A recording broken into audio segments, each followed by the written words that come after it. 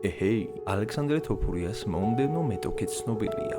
მისი სახელია ბეგზად ალმახანი, ანუ ტურანელი მეომარი. ამ ვიდეოში განვიხილავთ ამ ბრძოლას და გეტყვით ჩემს აზრს, თუ როგორ დასრულდება ეს ბრძოლა.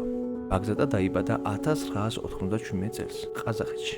ის ახლა 28 წლის არის და მისი რეკორდია 12 მოგება 2 მარცხი. მას 10 მოგება აქვს ნოკაუტით, 1 მოგება და წაგება საბმიშენით და 1 მოგება და წაგება დესიჟენით. მას UFC-ში ჩატარებული აქვს 2 ბრძოლა. სადებიუტო ბრძოლა მან უმარ ნურმაგომედოვთან წააგო. უმარმა უბრალოდ 3 რაუნდი აკონტროლა მიწაზე. შემდეგ მან 33 წლის კატონა პირველ რაუნდში დაანოკაუტა. ახლა კი მისი შემდეგი მარცხის ჯერია, მგონი ცოტა მოვლენებს გავუსტარი. ანუ ჩვენი ტურანელი მეომარი ძირითადად ფეხზე იბრძვის და მისი ძლიერი მხარე არის ხელები. თუმცა მოდი რეალურად ვთქვათ. ბაგზატა სანამ UFC-ში აიყვანენ, მას ისეთი მებრძოლები ყავს დამარცხებული, რომლის სახელიც არავინ იცის. ისეთები, რომლებსაც დღემდე არასდროს მოუგიათ და ისეთებიც, რომლებსაც მარცხი ორჯერ უფრო მეტი აქვთ, ვიდრე მოგება. მოკლედ, როგორც ჩვენ კავკასიელ მეზობლებს შეეფერებათ, რეკორდს აგროვებენ მეზობლებთან, მშენებლებთან, სანტექნიკებთან და ასე შემდეგ. კარგი ცოდვა თავი დავანებოთ ბაგზატას და ახლა ჩვენს ბიჭზე, ალექსანდრე თოფურიაზე ვისაუბროთ. ალექსანდრე დაიბადა 1996 წელს საქართველოში.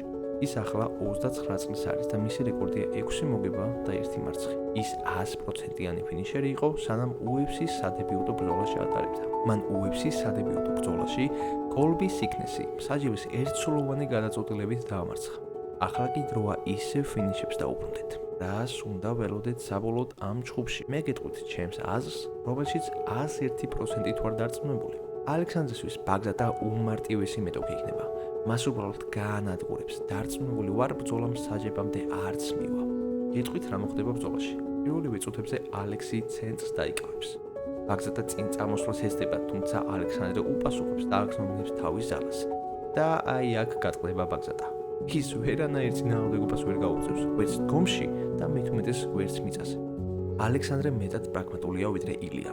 ილია ჯიუტია და ის ყველა ვიცით.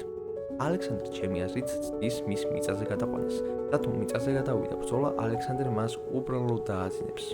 თუ ფეხზე გადავიდა ბრძოლა, მაინც იგივე შემიძლია გითხრათ, რომ ალექსანდრე მას უბრალოდ გათიშებს. მოკლედ, ალექსანდრე ამ ბრძოლას უმარტივესად მოიგებს, ისე რომ არც დაიღლება. დღეისთვის სულ ეს იყო. აბაჰე.